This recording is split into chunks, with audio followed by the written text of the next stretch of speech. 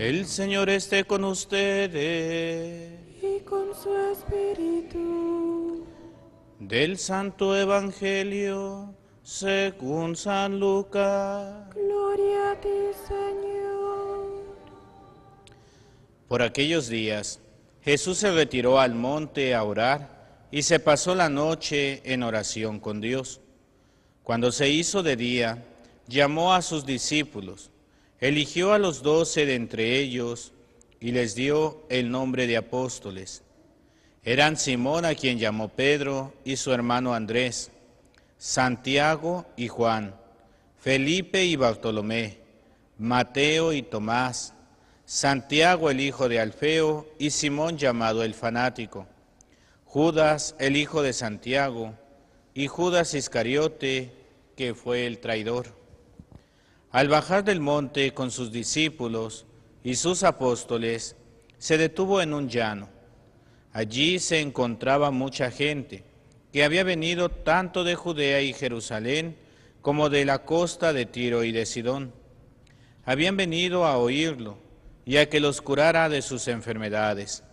Y los que eran atormentados por espíritus inmundos quedaban curados. Toda la gente procuraba tocarlo, porque salía de él una fuerza que sanaba a todos. Palabra del Señor. Gloria a ti, Señor Jesús. Que por la lectura del Santo Evangelio sean perdonados nuestros pecados. Amén. Nos sentamos un momento. Hoy el Señor en el Evangelio nos muestra cómo hay que actuar ante las situaciones importantes de nuestra vida. Si nosotros leemos el Evangelio, cualquiera de los 4 evangelios, ¿verdad?, que es el mismo Evangelio visto desde 4 puntos de vista diferentes, como lo vivió Mateo, como lo vivió Juan, y también pues nos lo transmite Marcos y Lucas, estas enseñanzas de Jesús. Vamos a ver que en Jesús, siempre que va a haber algo importante en su vida o en su ministerio, siempre antes del momento está en oración. Y después del momento importante está nuevamente en oración. Eso es importante porque muchas veces nosotros tomamos decisiones a la carrera o tomamos decisiones influenciados por lo que dicen los demás o por lo que está de moda, pero pocas veces nos ponemos a meditar y más pocas veces nos ponemos en oración a pedirle al Señor que Él sea el que nos oriente. Esto es importante porque si nosotros queremos tomar una buena decisión, queremos que nuestras decisiones que tomemos sean correctas, pues hay que estar con aquel que nos da la sabiduría para tomar esas decisiones. Si yo estoy en oración, la decisión que yo tome va a ser buena. ¿Por qué? Porque va a estar enmarcada en esa presencia de Dios. Dice que Jesús subió al monte a orar y ahí se pasó la noche. Quiere decir que Jesús estuvo en vela en esa oración. ¿Por qué? Porque lo que iba a pasar después es de suma importancia. Va a llamar a los 12 apóstoles. Y vemos cómo no es decisión solamente de Jesús, sino que es una decisión que Él pone en manos de su Padre, de Papá Dios. Y vamos a ver cómo los 12 apóstoles van a ser los que van a estar más cercanos a Él, van a ser los que lo van a escuchar más de cerca, a ver esas obras, a aprender todo lo que Él hace, porque Él lo hace a la vista de ellos.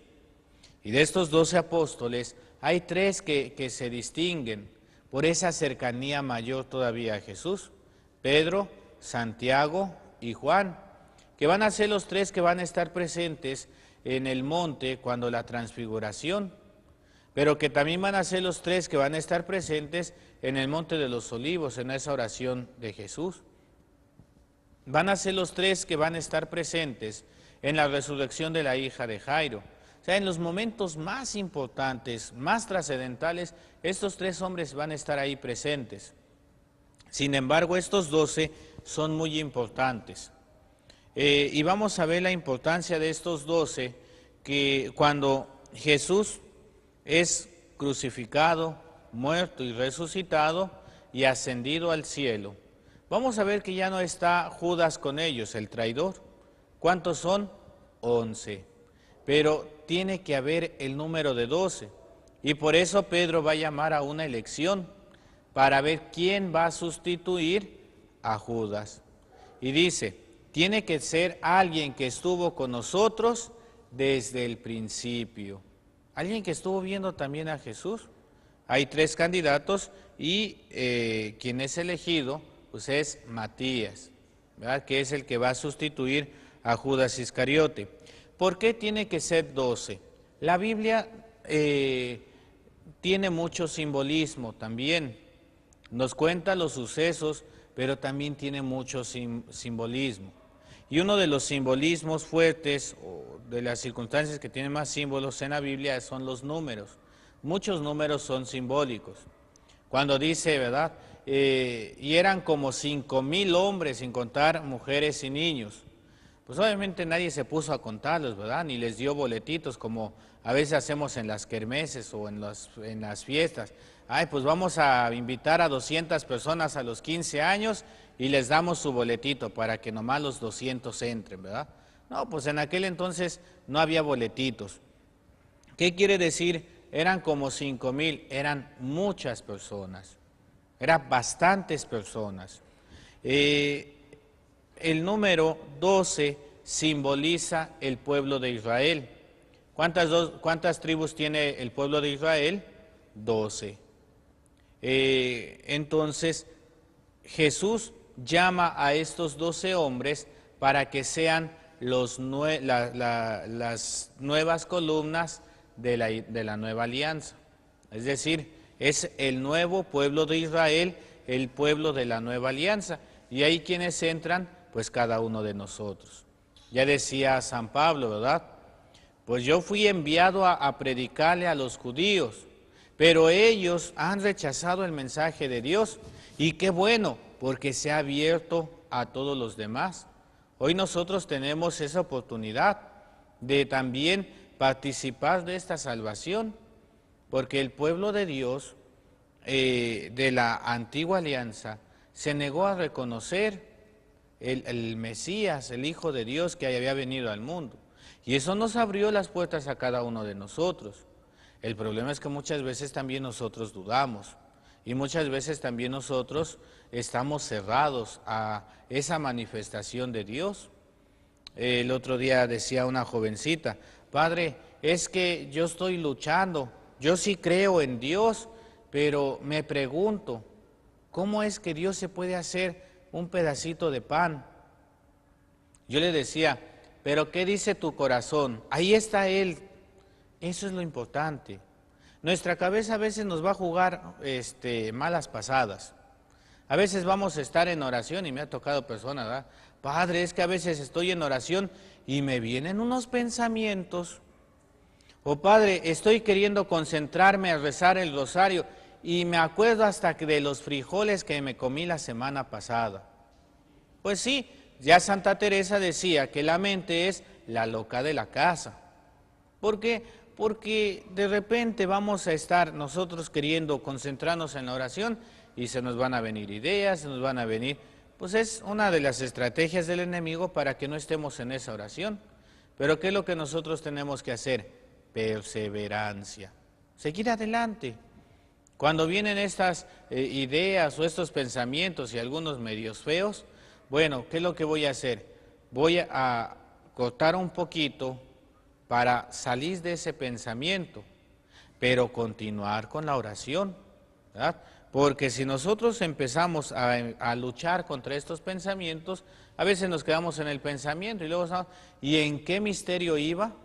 ¿O cuántas Aves Marías llevaba? Y pues ya nos distrajimos. No, mejor hago un pequeño momento de pausa, pongo en orden la cabeza, pongo en orden mis ideas y continúo rezando. Bueno, los 12 apóstoles representan las columnas de la nueva alianza. Y estos 12 apóstoles van a ser los que nos van a ayudar a llegar al cielo, a llegar a esta gloria eterna, a esa santidad. ¿Quiénes son los sucesores de los apóstoles? Pues son los obispos. Por eso ya desde un principio decía San Ignacio de Antioquía, donde está el obispo, está la iglesia. Tenemos que estar unidos a nuestro obispo. Y nuestro obispo, hoy por hoy, aquí en Tijuana, don Francisco.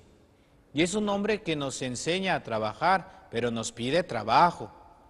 Hoy fui al obispado, fui a renovar mi credencial, porque tenemos que tener nosotros también nuestra credencial y la tenemos que tener actualizada. Ya hoy fui a recoger mi credencial, mis licencias eclesiásticas en esta renovación, y les digo, ¿verdad? Le decía a la vicecanciller, que es la que está encargada de las credenciales, digo, ¿y qué? ¿Mucho trabajo? Dice, sí, con el obispo hay que estar trabajando. Pero lo vemos, anda para allá, para acá, para allá, para acá, y siempre se da el tiempo de escucharnos, tanto a los sacerdotes como a los laicos. Entonces, eso es lo que el Señor nos pide, que nos pongamos en servicio. Fíjense, el Señor sube al monte a orar. En primer lugar, lo que tiene que estar presente en nuestra vida es la oración. Y la oración en sus diferentes formas, ¿verdad? En sus diferentes formas, en sus diferentes maneras de llevarla a cabo. La oración de alabanza, de bendición, de pedirle al Señor nuestras intenciones y pedir por las intenciones de los demás, pero también a través de la oración oral o vocal, aquella que hablamos, pero también de la meditación y la contemplación. O sea, no solamente es decirle a Dios, Señor, buenos días, ¿cómo estás? Yo muy bien, fíjate que hoy es un día muy ajetreado y con este calorcito que ya estás mandando, ay Señor, a ver cómo me va. Bueno, mira, te quiero pedir por esto que voy a hacer, este proyecto lo pongo en tus manos, Señor, te pido para que todo este día sea un día santificado. Bueno, me pongo en tus manos, Señor, y te doy las gracias por este día, voy a mis ocupaciones. ¿Esa es oración? Sí, pero es una parte de la oración. ¿Qué otra parte falta? Yo ya le hablé a Dios, ahora falta escuchar a Dios.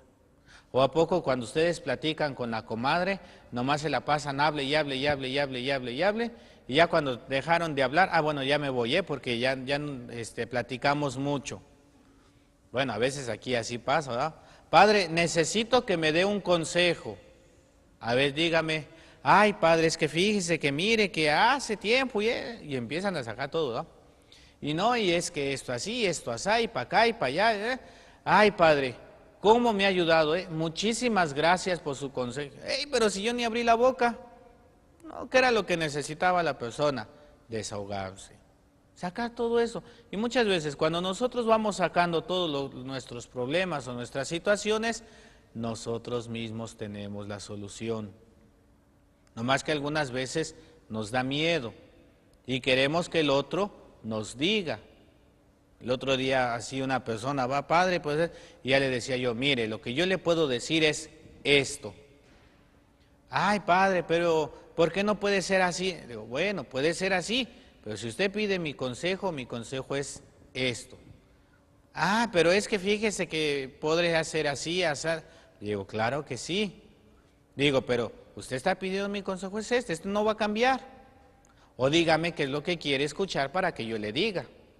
No, pues lo que usted me quiera, lo que usted vea que realmente es mejor, pues yo ya se lo dije. Pero a veces nosotros queremos que Dios también en nuestra vida, ¿verdad? Ay, Señor, mándame a hacer lo que a mí me gusta, lo que no me gusta, mejor no me lo mandes a hacer, mándaselo al vecino. No, hay que estar abiertos al Señor. Bueno, número 1, la oración. Pero la oración es platicar, es un diálogo con Dios. No solamente es decirle, sino también aprender a escuchar. Y eso es algo que muy pocos tienen, ¿verdad? La mayoría no sabemos escuchar. Tenemos que aprender a escuchar. Algo que se me hizo interesante ahora en este programa de cocina que pasa ahí en el TV Azteca, ¿verdad? El MasterChef. El primer capítulo y de repente les dice el chef, miren, van a preparar pescado, pero el pescado lo tienen que cortar así, lo tienen que limpiar así, si lo van a cocinar de esta manera, si le van a dejar la piel al pescado, la piel siempre va hacia arriba. Fueron indicaciones que dijo el chef. Y ya pues anden a hacer cada quien su platillo. Y de repente se acabó el tiempo, van a probar los platillos para ver quién se queda. Y dice el chef, a ver, fulanita, menganita, sutanita, pasó a 5 mujeres y a un hombre. Pásenle para adelante, pónganse ahí, no, estoy bien contento, ¿verdad? Ya estuvo, nos quedamos. Y les dice el chef, lo primero y más importante en la cocina es saber escuchar. Yo les dije que si me iban a poner el pescado con piel, la piel iba para arriba. Algo que tienen ustedes 6 en común es la piel está para abajo. Y luego que se pone bien así el chef, no voy a probar sus platillos, se pueden retirar, están expulsados. Todo el mundo se quedó así como que, ¿y eso que es el chef menos exigente? ¿Pero por qué se fueron? Porque no supieron escuchar. ¿Y nosotros sabremos escuchar? ¿Escucharemos la palabra de Dios? Es bien chistoso porque a veces en las misas, ¿verdad? Sobre todo el domingo, que es cuando va más la gente y todo, les digo, bueno, se acaba de leer el Evangelio. A ver, ¿qué nos decía el Evangelio? Todo mundo se queda así como que, pues, ¿qué habrá dicho el Evangelio? Si lo acabamos de leer, pero no sabemos escuchar. Tenemos que aprender a escuchar también a Dios. La oración que Jesús hacía era decirle, ¿verdad? Señor, bendíceme, ayúdame, tengo que tomar esta decisión, quiero que tú me ayudes. Pero también Jesús tuvo que aprender a escuchar para ver cuál era la voluntad del Padre. ¿Qué es lo que nos falta a nosotros? Saber escuchar. Al igual que María, ¿verdad? Que hoy estamos celebrando el dulce nombre de María, de la Virgen. Bueno, María es una mujer que sabe escuchar. María, más que hablar, es oyente, escucha. A veces se queda de a 6, ¿verdad? Como muchos de nosotros. Pues, ¿qué dijo? Pues, ¿quién sabe? Pero, he aquí la esclava del Señor. Hágase en mí según tu palabra. ¿Entendiste? No, pero pues si dice el Señor, pues adelante. Bueno, número 1, la oración. Hay que entregarle todo al Señor, pero también hay que saber escuchar. Y luego dice, cuando se hizo de día, llamó a sus discípulos, eligió a los 12. Ya con esta respuesta de parte de Dios, vamos a dar el paso. El Señor va a elegir a los 12. Y si nos fijamos en los 12, van a ser hombres bien diferentes el uno al otro. Tenemos desde los que son muy celosos de la fe, hasta los que son muy de libertad. ¿Quién es de los más celosos? Judas Iscariote. ¿Quién es de los más abiertos o más libertinos, podríamos decir? Mateo.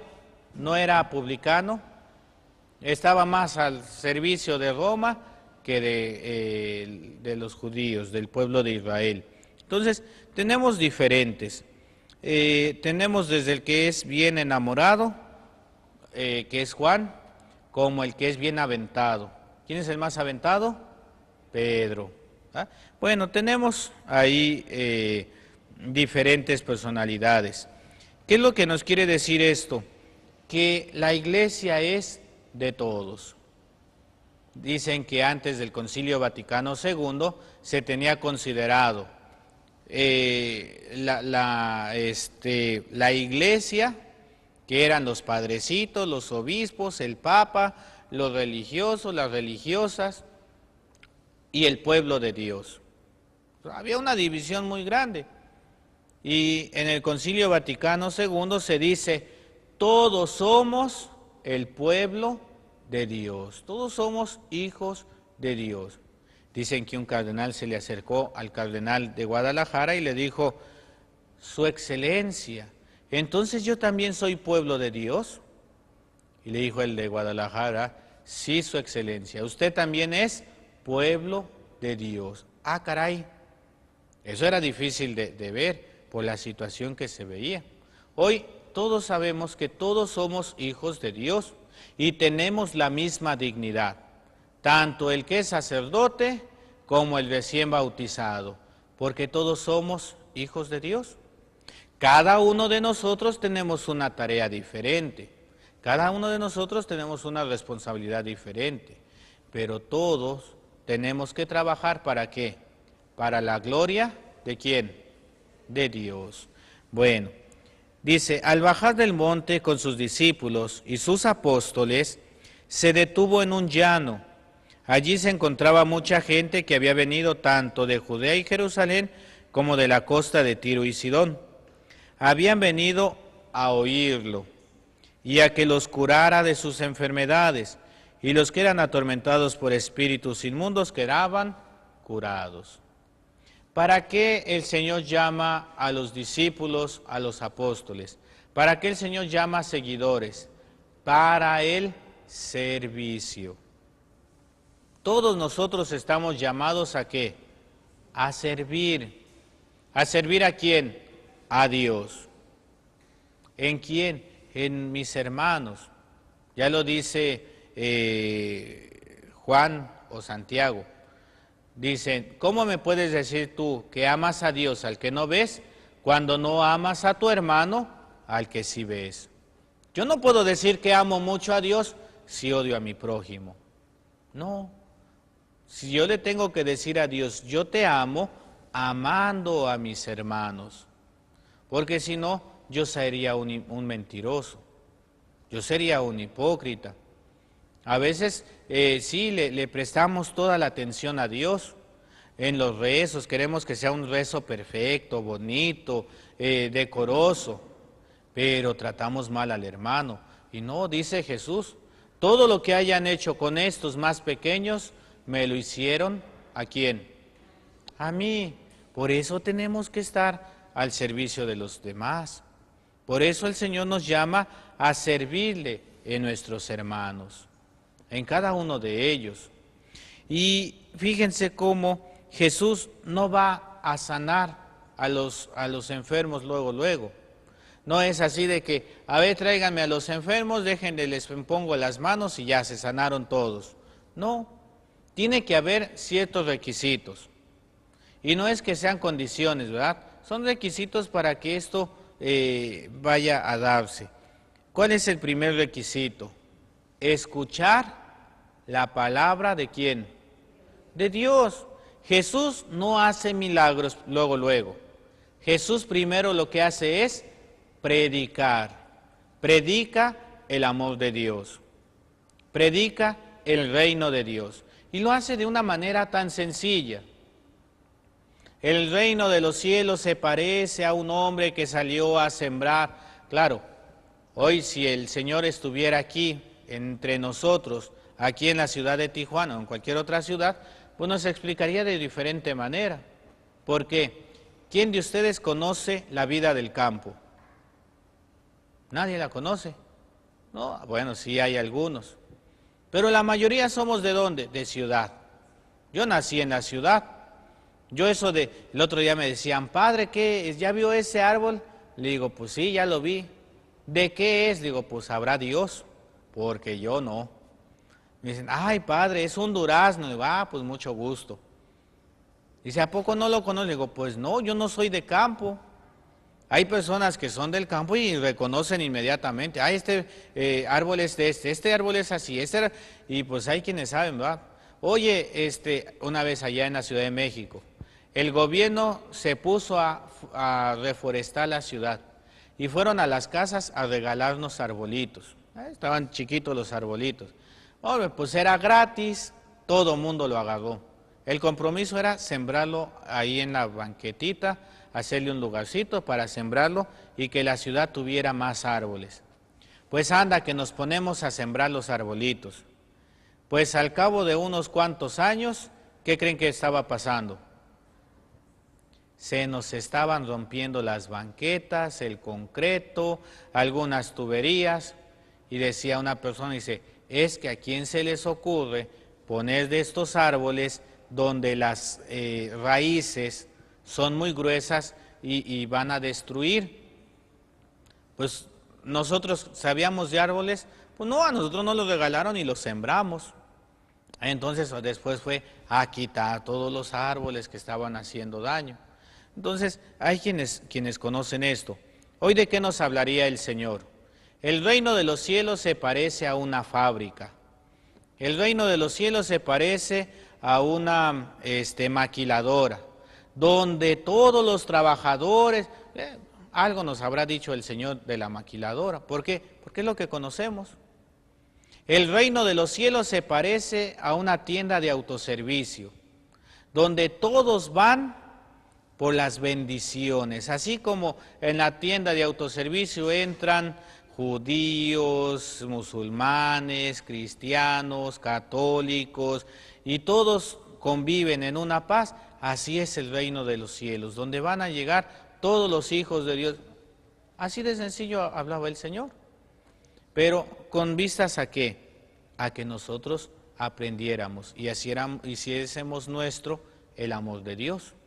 Bueno, después de la predicación, después de presentar el reino de los cielos, el reino de Dios, el amor de Dios, y de que las personas abrieran su corazón a ese amor de Dios, entonces venían las consecuencias. ¿Y cuáles son las consecuencias? Los milagros, la sanación, la liberación.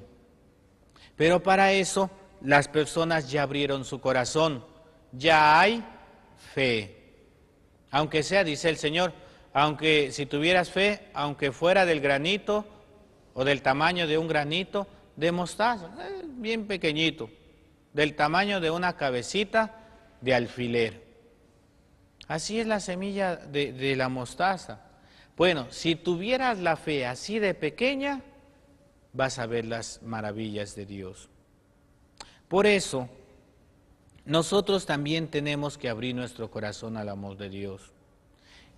El Señor nos lo demuestra de muchas maneras, pero a veces hace falta recordarlo, o que nos recuerden ese amor de Dios, porque a veces no somos conscientes. Nos vamos acostumbrando. El otro día estaba platicando con unas personas y les decía, pues yo vivía en la Ciudad de México, ahí fue donde yo crecí, en una colonia que caminando llegas a media hora, caminando está a media hora de la Basílica de Guadalupe. Ni caminas muy rápido, ni caminas muy lento, un paso normal, media hora, ya estás en la Basílica de Guadalupe. Y me decían las personas bien emocionadas, ay padre, pues entonces usted todos los días iba a la Basílica. Digo, ¿saben qué? Casi no iba. Padre, teniéndola tan cerquita, si no iba, no. Sí, iba de vez en cuando, pero así, ay, al menos una vez por 15 días, no. Íbamos allá de vez en cuando. Ay, padre, pero ¿cómo es posible? ¿Por qué? Porque la tenías ahí cerquitas. Te acostumbras.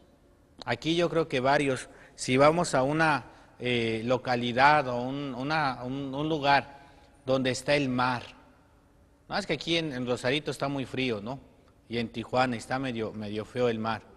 Pero si fuésemos a una playa donde el mar estuviera calientito, no hubiera tanto peligro, ¿a poco no todos los días quisieran ir al mar? Ay, ahí está tiraditos en la arena, tomando el sol, disfrutando de las aguas. Pues claro, una persona de aquí llega a un lugar así, lo primero que quiere es meterse al mar. Y las personas de allá, ¡ay, el mar! Ni van al mar. ¿Por qué? Pues ahí lo tienen. Porque están acostumbrados. Entonces, uno de los peligros es acostumbrarme. ¿Acostumbrarme a qué? Al amor de Dios. Si nosotros no lo hacemos todos los días, una novedad de nuestra vida, nos vamos a acostumbrar. Y entonces el amor de Dios ya no nos va a llamar tanto la atención. Por eso tenemos que redescubrir el amor de Dios. Y eso nos ayuda mucho cuando alguien más nos lo dice. Bueno, dice, se sanaban, porque de Jesús salía una fuerza que sanaba a todos. ¿Qué es lo que tenemos que hacer? Abrir nuestro corazón a Él y confiar en Él. Yo sé que algunos vienen por esa, o están en sus casas queriendo la sanación física. Ay, es que me duele mucho mi cabeza, es que tengo esta enfermedad, es que tengo este problema. Y vienen porque quieren la sanación. ¿Qué es lo que hay que buscar? Dice el Evangelio, busca primero el reino de Dios. Lo demás viene por añadidura. ¿Qué es lo primero que tenemos que buscar? La sanación de nuestro corazón. Hoy una señora venía de que tenía problemas con cáncer y pues no falla pues lo que hemos aprendido aquí, ¿verdad? Que Padre Rayito nos ha ido enseñando, y pues con esto de los doctores, del doctor Hammer y algunos otros, cómo lo que tenemos nosotros en nuestro corazón va a ayudar o va a obstaculizar nuestra salud. Y yo le decía, ¿qué es lo que hay? ¿Dónde tiene usted su cáncer? En mi seno. ¿Seno derecho o seno izquierdo? En el derecho, Padre. Y ahí rápidamente hace, en el seno izquierdo es el de los hijos, tiene problemas con su marido. Dice, bueno, los tenía. ¿Por qué? Pues porque ya es viuda. Pero esos problemas que venía arrastrando con su marido, todavía los sigue sufriendo. ¿Qué es lo que va a pasar? Que se va a manifestar todo ese dolor, todo ese rencor, todo ese sentimiento, ¿en qué? En una enfermedad. ¿Qué es lo que tiene que hacer esta mujer? ¿Luchar contra el cáncer o cortar la raíz de donde viene ese cáncer? Hay que cortar la raíz. Cuando nosotros estamos ahí en los arbolitos, arrancamos muchas veces la hierbita, pero si no sacamos la raíz, al ratito la hierbita ya está otra vez arriba. Entonces, eso es lo que tenemos que hacer. Busca primero el reino de Dios. Busca primero la sanación de tu alma, la sanación de tu corazón, que lo demás viene por añadidura. ¿Qué es lo que nos llama hoy el Señor? A vivir realmente como esos discípulos de Jesús, para poder ser misioneros del amor de Dios. Yo no puedo ser un misionero del amor si primero no soy un discípulo de ese amor. Y eso nos lo enseña mucho nuestra Madre Santísima. ¿Cuántas veces sobresale María en el Evangelio? ¿Cuántas veces sobresale María en el Evangelio? Ninguna. ¿Quiere decir que María no estaba allí? No, sí, ahí estaba María. Pero María está escuchando. Y dice la palabra de Dios, y guardaba todas las cosas en su corazón. Pero cuando hay que actuar, actúa. Hijo, se les acabó el vino. ¿Y a ti qué, mujer? Hey, muchachos, vengan, hagan lo que Él les diga. Yo les digo así como de broma, ¿verdad? María le hizo manita de cochi a Jesús. Porque les enjaretó, ¿cómo se llama? Les enjaretó, ¿verdad? Ahí a los criados. Hagan lo que Él les diga. Y ahí está Jesús, haciendo esa petición de su madre. Por ahí hay un testimonio de un niño que tenía a su hermanita enferma y no se curaba. Y va el niño y le dice a Jesús, mira, niñito Jesús, te estoy pidiendo que sanes a mi hermanita, porque si no la sanas, voy a ir con tu mamá y te voy a acusar, ¿eh? ¿Qué creen que pasó con la hermanita? Se sanó. ¿Por qué? ¿Quién creen que tuvo ahí la intervención? María. Si no si no la sanas, voy con tu mamá. Pues ya sabía Jesús que con su mamá iba a perder de todos modos, ¿verdad? Bueno, pues decirlo de alguna manera. Porque nuestra Madre Santísima siempre está ahí para interceder. Pues pongámonos en manos de nuestra Madre Santísima, en este nombre santísimo de la Virgen María. Cubrámonos con su manto y pidámosle la intercesión. Madre Santísima, como verdadera Madre, haz que me bendiga el Padre, el Hijo y el Espíritu Santo. Es decir, ayúdame a que yo me enamore de Dios como tú te enamoraste y a que yo me entregue a Dios como tú te entregaste. Que yo también pueda llegar a decir esas palabras. Señor, no entiendo. Hay muchas cosas que yo no entiendo en mi vida, pero que Dios las permite. Señor, yo no entiendo, pero he aquí tu esclavo. Hágase en mí según tu palabra. Hermanos, pues pongámonos en manos de nuestra Madre Santísima para que de la mano de ella lleguemos a obtener a Jesús realmente en nuestro corazón. Que seamos realmente esos discípulos del amor de Dios para poder dar el paso y ser misioneros del amor de Dios, de la gracia de Dios. Que seamos el Evangelio vivo de Dios. En el nombre del Padre, y del Hijo, y del Espíritu Santo. Amén.